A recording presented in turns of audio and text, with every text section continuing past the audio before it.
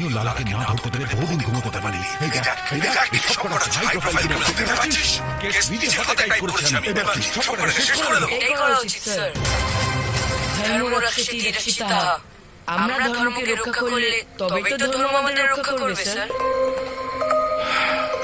জন্মসূত্রে ব্রাহ্মণ, কিন্তু কর্মসূত্রে ক্ষত্রিয় তুমি। আমার মতন পুলিশ হবে তুমি? একদম না স্যার। কেন?